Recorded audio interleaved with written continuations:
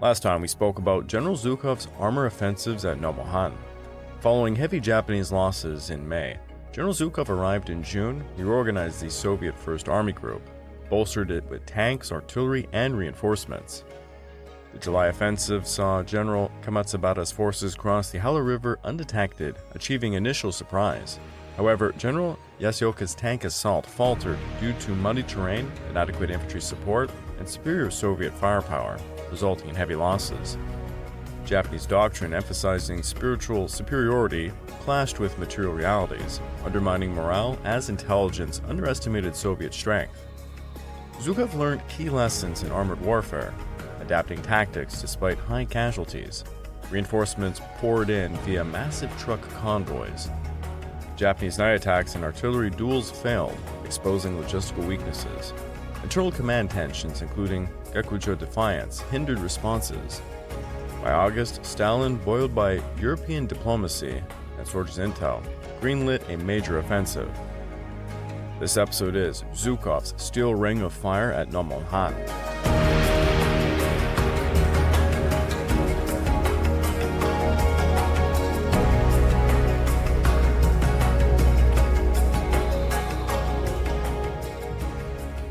Well, hello again and welcome back to the Fall and Rise of China podcast. I'm your dutiful host, Greg Watson. But before we begin, I just want to remind you all that this podcast is only made possible through the efforts of Kings and Generals over at YouTube. Perhaps you want to learn a bit more about the history of Asia. Kings and Generals has an assortment of episodes on the history of Asia, and so much more. So go give them a look over at YouTube. So please subscribe to Kings and Generals over at YouTube to help produce this content by checking out www.patreon.com/kingsandgenerals. And don't forget about our sister podcasts over at the Eastern Front and Pacific War week-by-week podcasts, both written and narrated by me.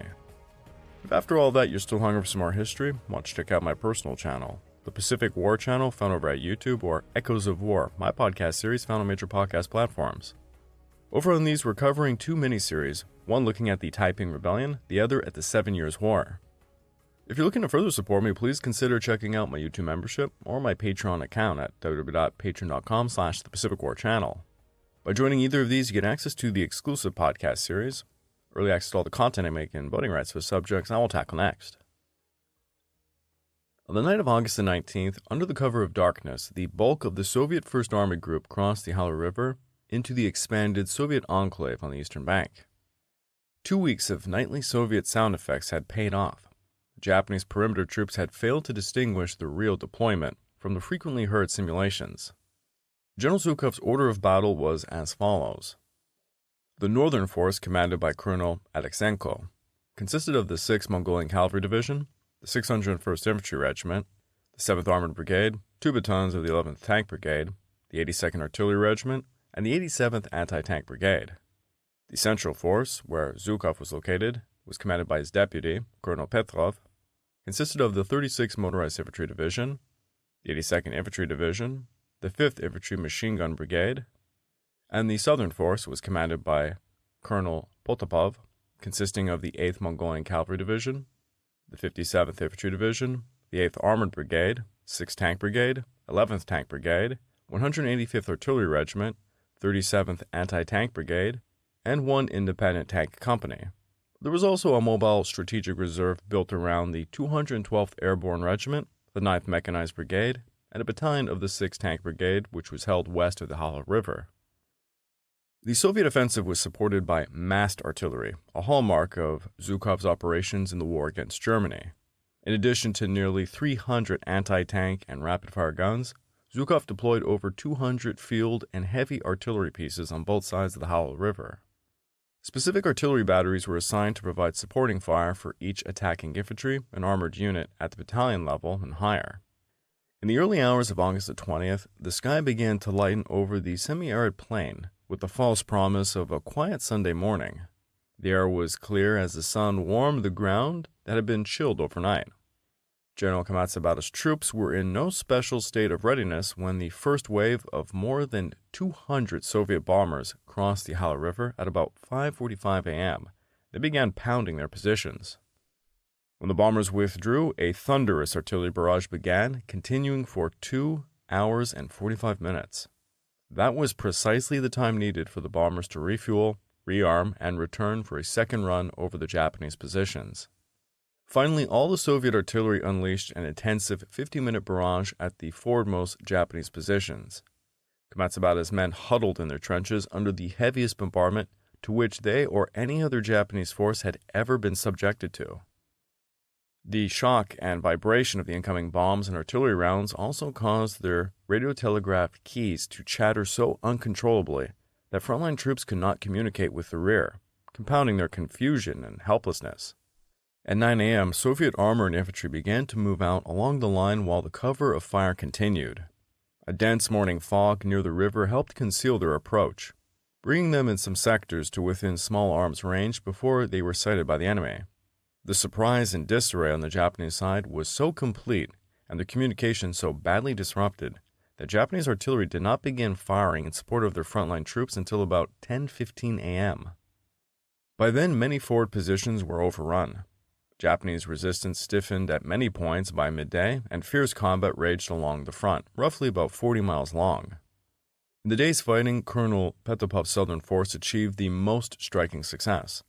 The 8th MPR Cavalry Division routed the Manchukuoan cavalry holding Komatsubata's southern flank, and Petropov's armor and mechanized infantry bent the entire southern segment of the Japanese front inward by about 8 miles in a northwesterly direction. Zhukov's central force advanced only 500 to 1,500 yards in the face of furious resistance, but the frontal assault engaged the center of the Japanese line so heavily that Komatsubata could not reinforce his flanks. 2 MPR cavalry regiments and supporting armor with mechanized infantry from Colonel Alexenko's northern force easily overran 2 Manchukuoan cavalry units guarding the northern flank of the Japanese line, about 2 miles north of the Foy Heights.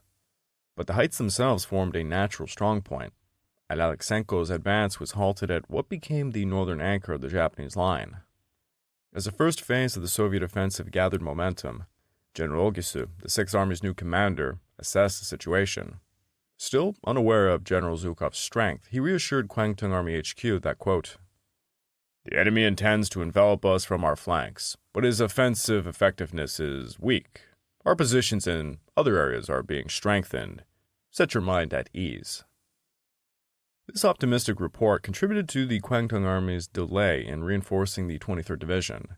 Some at the Quang Army HQ suspected this might be another limited Soviet push, like the one seen on August 7th, and it would soon come to an end. Others worried it was a diversion prior to a larger offensive, and they were concerned but not alarmed about Komatsubata's position. On the 21st and the 22nd, Petropov's southern force pierced the Japanese main defensive line at several points, breaking the southern sector into segments that the attackers sealed off, encircled, and ground down. Soviet armor, mechanized infantry, and artillery moved swiftly and with deadly efficiency. Survivors described how each pocket of resistance experienced its own hellish period. After the Japanese heavy weapons in a pocket were neutralized, Soviet artillery and tanks gradually tightened the ring, firing at point-blank range over open sights. Flamethrowing tanks incinerated hastily constructed fortifications and underground shelters. Infantry mopped up with grenades, small arms, and bayonets. By the end of the 23rd, Petropov had dismembered the entire Japanese defensive position south of the Holston River. Only one significant pocket of resistance remained.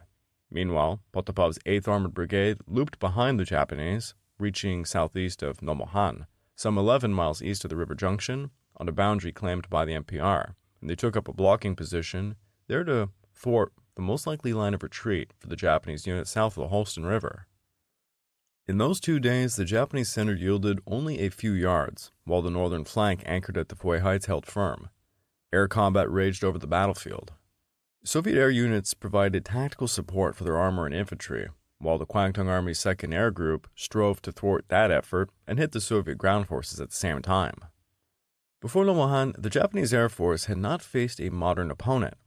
Japanese flyers had roamed largely unchallenged in Manchuria and China from 1931 to 1939. At Nomonhan, the Soviets enjoyed an advantage of roughly 2-to-1 in aircraft and pilots. This placed an increasingly heavy burden on the Japanese air squadrons, which had to fly insistently, often against heavy odds. Fatigue took its toll, and losses mounted. Soviet and Japanese accounts give widely different tallies of the air victories and the losses, but an official Japanese assessment after the battle stated, Nomonhan brought out the bitter truths of the phenomenal rate at which war potential is sapped in the face of superior opposition. As with tank combat, the Soviet air supremacy was qualitative as well as quantitative. In June and early July, the Soviet I-16 fighters did not fare well against the Japanese Type 97 fighter.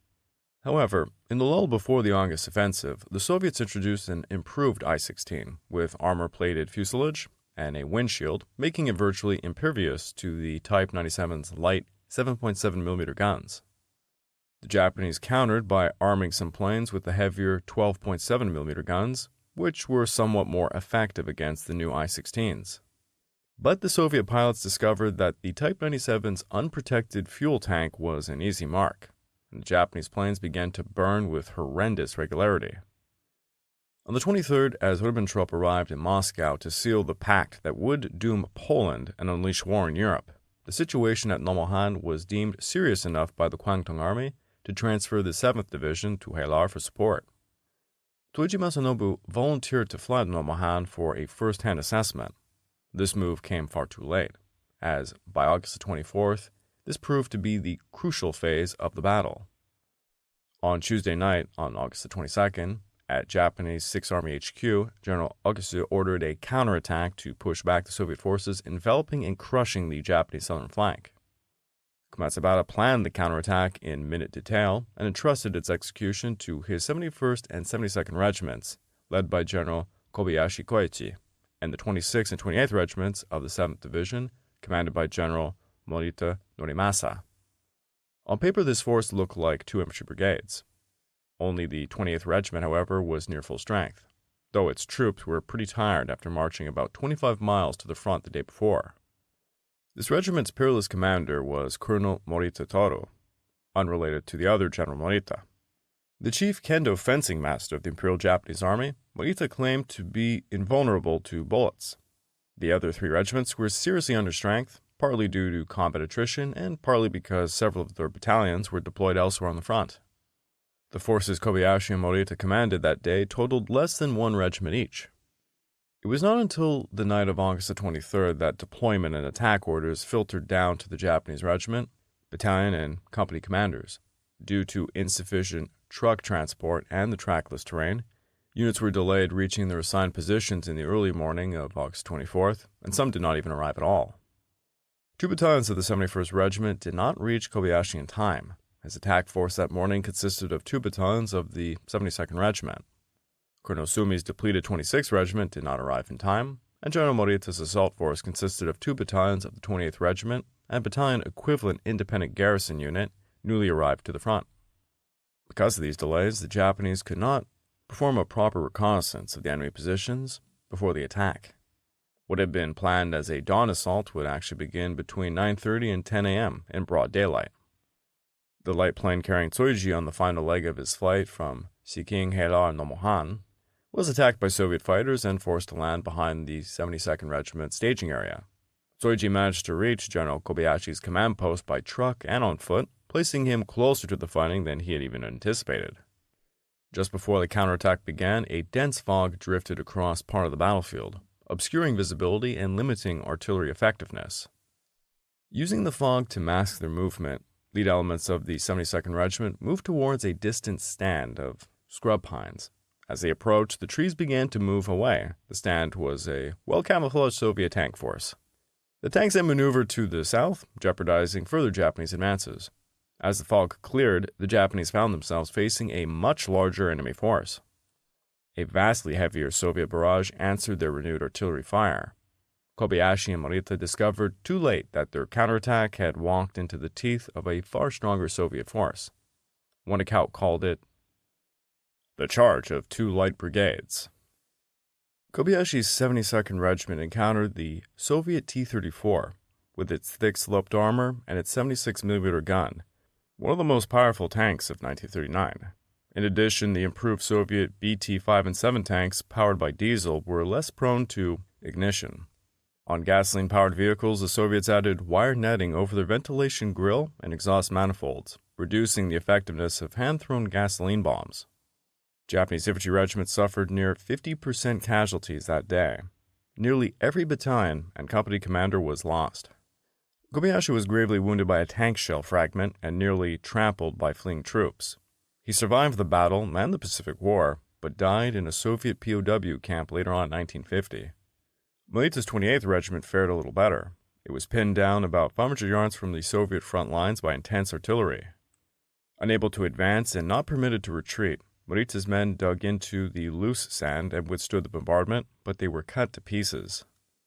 Shortly after sunset, the remnants were ordered to withdraw, but both regiments were shattered. Tsuji, a survivor, rejoined Kamatsubara at his command post. Upon receiving combat reports from the 72nd and the 28th Regiments, General Kamatsubara was eviscerated by deep anxiety. The 6th Army Chief of Staff, Major General Fujimoto Tetsukuma, at Kamatsubara's command post, appeared bewildered and announced he was returning to headquarters. He asked if Tsuji would accompany him. The major declined and later recalled that he and Kamatsubara could barely conceal their astonishment at Fujimoto's abrupt departure at such a time.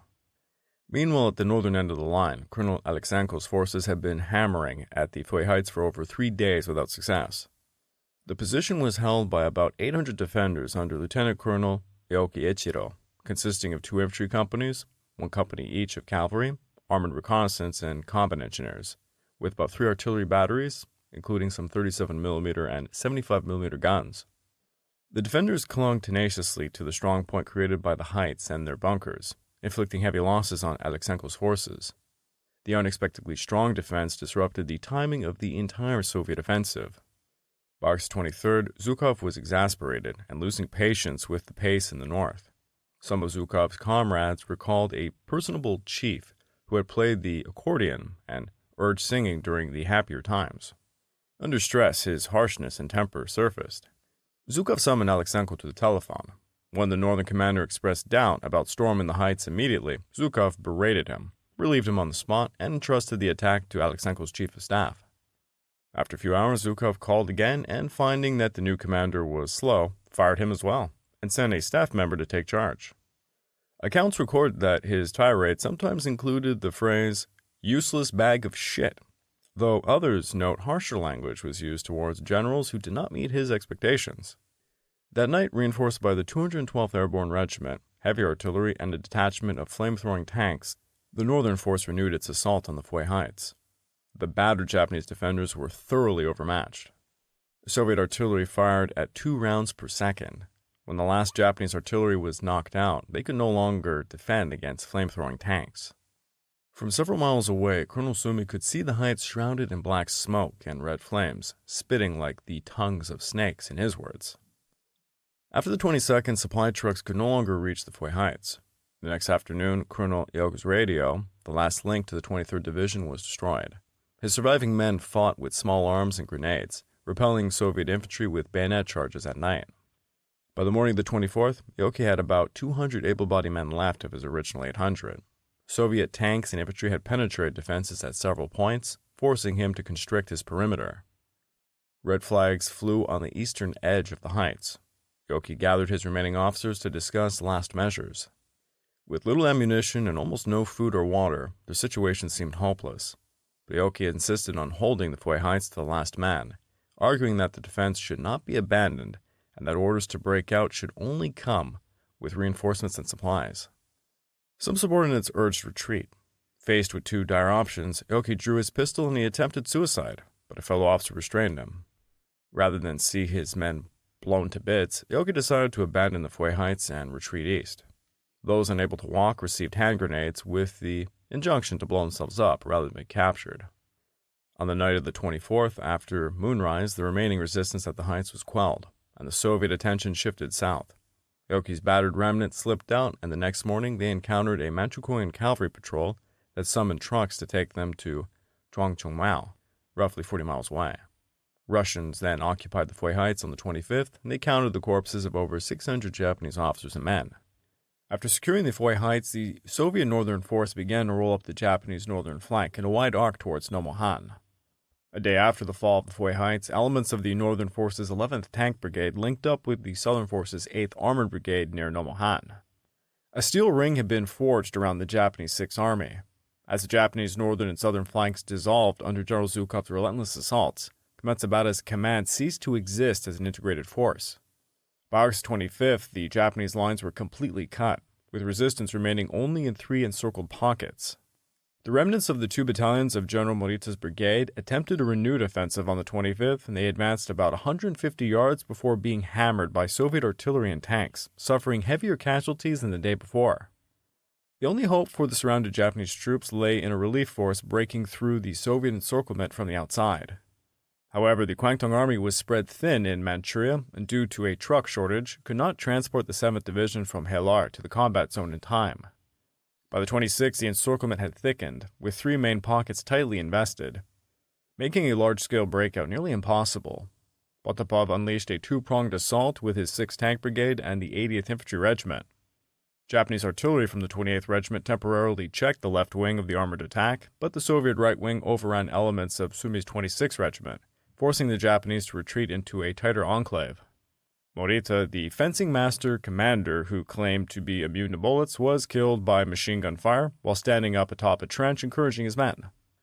The Japanese 120mm howitzers overheated under the August sun. Their breech mechanisms swelled and refused to eject spent casings. Gunners had to leap from behind shelter to ram wooden rods down the barrels, drastically reducing the rate of fire and life expectancy. Komatsubara's artillery units suffered a bitter fate. Most were deployed well behind the front lines, with their guns facing west towards the Hala River. As the offensive developed, attackers often struck the batteries from the east behind them. Even when crews could turn some guns to face east, they had not pre-registered fields of fire there, and they were not very effective. Supporting infantry had already been drawn off for counterattacks and perimeter defense. One by one, Japanese batteries were smashed by Soviet artillery and tanks. Crews were expected to defend their guns to the last man. The guns themselves were treated as the unit's soul, to be destroyed if captured. In extremities, crews were to destroy sensitive parts like optics. Few survived. Amongst those who did was a private first class from an annihilated howitzer unit, ordered to drive one of the few surviving vehicles, which was a Dodge sedan, loaded with seriously wounded men, eastward to safety during the night. Near the Holston River bridge, he encountered Soviet sentries. The driver hesitated, then honked his horn, and the guards saluted as the sedan sped past. With water supplies exhausted and unable to reach the Hala or Holston rivers, the commander of the easternmost enclave ordered his men to drain radiator water from their vehicles.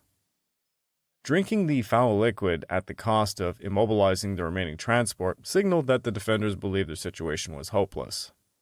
On August 27th, the rest of the Japanese 7th Division, 2 fresh infantry regiments, an artillery regiment, and support units totaling barely 5,000 men reached the northeastern segment of the ring around Komatsubara. One day of hard fighting revealed they lacked the strength to break the encirclement. General Okasu ordered the 7th Division to pull back and redeploy near his own 6th Army headquarters, about 4 miles east of Nomonhan, the border claimed by the enemy. There would be no outside relief for Komatsubara's forces. Throughout the 27th and 28th, Soviet aircraft, artillery, armor, and infantry pounded the 3 Japanese pockets, compressing them into ever smaller pockets and grinding them further down. The surrounded Japanese fought fiercely and inflicted heavy casualties, but the outcome was inevitable. After the remaining Japanese artillery batteries were silenced, Soviet tanks ruled the battlefield. One by one, major pockets were overrun. Some smaller groups managed to slip through Soviet lines and reach safety east of the border claimed by the NPR, where they were left unmolested by the Red Army. Elements of Potapov's 57th and 82nd Divisions eliminated the last remnants of resistance south of the Holston River by the evening of August 27th. North of Holston, during the night of the 28th and the 29th, a group of about 400 Japanese trying to slip east through the Soviet lines along the riverbank. They were spotted by the 293rd Regiment of the 57th Division, which struck them. The fleeing Japanese refused to surrender, and they were wiped out attempting to recross the Holston. Japanese soldiers' refusal to surrender is a very well-documented thing. Surrender was considered dishonorable. The Army Field Manual was silent on surrender. For officers, death was not merely preferable to surrender, it was expected. And in some cases, it was required. The Penal Code, 1908, not revised until 1942, stated that surrender was a dereliction of duty. If a commander did his best to resist, imprisonment could follow, if not death. Stemming from Bushido, regimental colors were treated as sacred. on the afternoon of the 28th, with much of his 64th Regiment destroyed.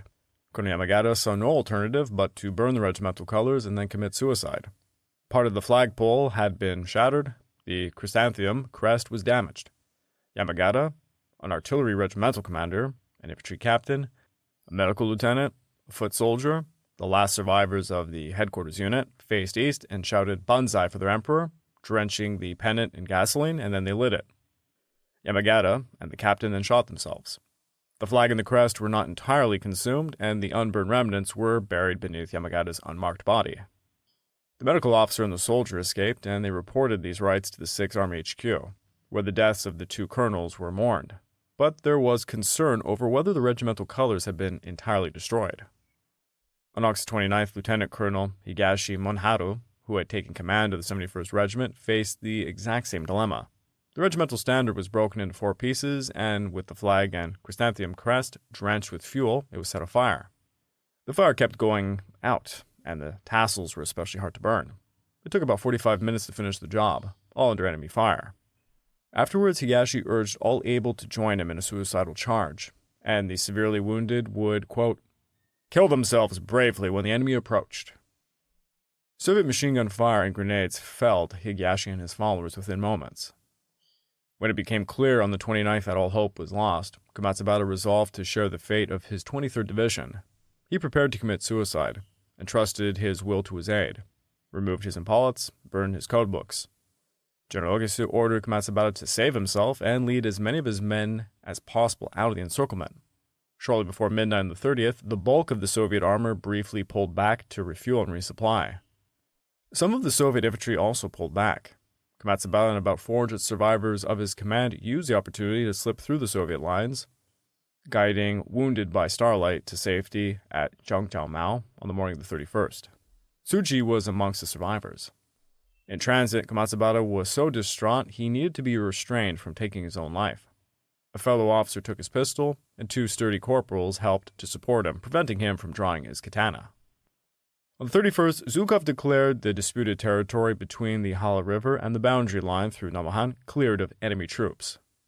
The 6th Army had been annihilated, with between 18,000 to 23,000 men killed or wounded from May to September, not counting the Manchukuoan losses.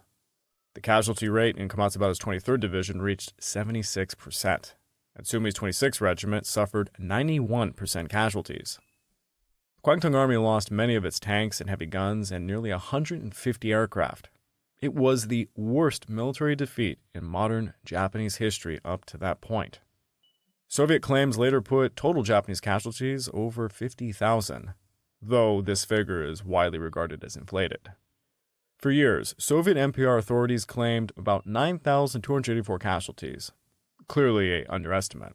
A detailed unit-by-unit accounting published in Moscow in 2002 put Soviet losses at something like 25,655 casualties, with 9,703 killed, 15,952 wounded, plus about 556 NPR casualties. While Soviet casualties may have exceeded the Japanese losses, this reflects the fierceness of the Japanese defense and questions Zhukov's expenditure of blood. There was no denying, however, that the Red Army demonstrated substantial strength and that the Kwangtung Army suffered a serious defeat.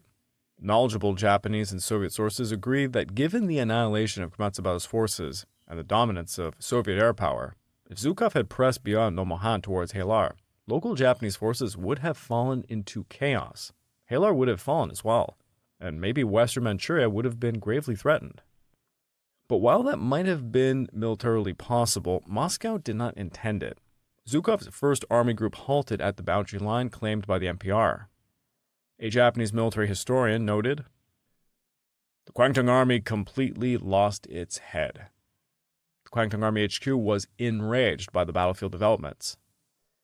Beyond the mauling of the 6th Army at Nomonhan, there was anxiety over regimental colors.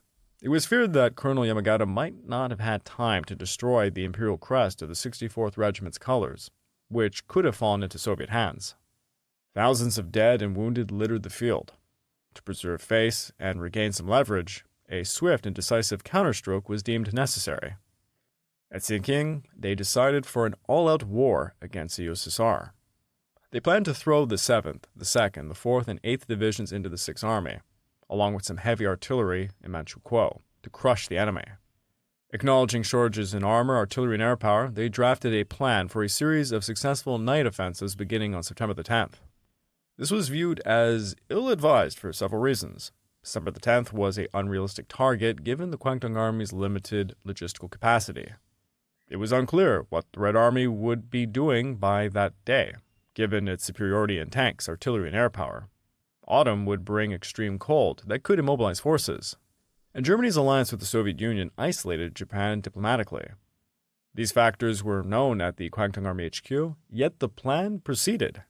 The Quang Army notified the Army General Staff to, quote, utilize the winter months well, aiming to mobilize the entire Japanese army for a decisive spring confrontation. However, the Nomonhan defeat coincided with the Hitler-Stalin Pact's diplomatic fallout. The push for close military cooperation with Germany against the Soviet Union was discredited in a single week. Defeated and abandoned by Hitler, pro-German, anti-Soviet policy advocates in Tokyo were furious. Premier Hironuma Kichiro's government resigned on August 28th. In response, more cautious voices in Tokyo asserted control. General Nakajima, the deputy chief of the Army General Staff, went to Xinqing with Imperial Order 343, directing the Quang Army to hold near the disputed frontier with minimal strength to enable a quick end to hostilities and a diplomatic settlement. But at Quang Army HQ, the staff pressed their case, and Nakajima eventually approved a general offensive to begin on September the 10th. The mood at the Quang Army HQ was very joyous. Upon returning to Tokyo, Nakajima was sternly rebuked and ordered to stand down. General Ueda appealed to higher authority, requesting permission to clear the battlefield and recover the bodies of the fallen soldiers. He was denied and later relieved of command on September the 6th. A reshuffle would follow at the Quang Army HQ, with several senior officers reassigned. The Japanese Foreign Ministry directed Ambassador Togo Shigenori to negotiate a settlement in Moscow. The Molotov-Togo Agreement was reached on September the 15th, establishing a temporary frontier and a commission to redraw the boundary. The local ceasefire arrangements were formalized on September the 18th, and both sides agreed to exchange prisoners and corpses. In the aftermath, the Quang Army leadership and the Red Army leadership maintained tight control over communications about the conflict. News of the defeat spread through Manchuria and Japan, but the scale of the battle was not fully suppressed. The Quang Army's reputation suffered further from subsequent punishments of officers deemed to have mishandled the Nomonhan engagement. Several officers were compelled to retire or commit suicide under pressure. Aoki's fate became a particular symbol of the Army's dishonor and the heavy costs of the campaign. I'd like to take this time to remind all of you that this podcast is only made possible through the efforts of Kings and Generals over at YouTube. Please go subscribe to Kings and Generals over at YouTube and can help produce this content by checking out www.patreon.com/kingsandgenerals. Hey, don't forget about our sister podcasts over at the Eastern Front and Pacific War Week by Week podcasts, both written and narrated by me. And if after all that, if you're still hungry for some more history, why don't you check out my personal channel, the Pacific War channel found over at YouTube, and Echoes of War, my podcast series found on major podcast platforms. If you're looking to support me further, please consider checking out my YouTube membership or my Patreon account at www.patreon.com/thepacificwarchannel. By joining either of these, you get access to the exclusive podcast series, early access to all the content I make, and voting rights for the subjects I will tackle next. In August of 1939, Soviet General Zhukov launched a decisive offensive against the Japanese forces at Nomonhan. Under the cover of darkness, Soviet troops crossed the Hala River, unleashing massive air and artillery barrages by August 20th. Fierce fighting ensued, with failed Japanese counterattacks, the fall of the Foy Heights, and the annihilation of encircled pockets by Soviet tanks and infantry.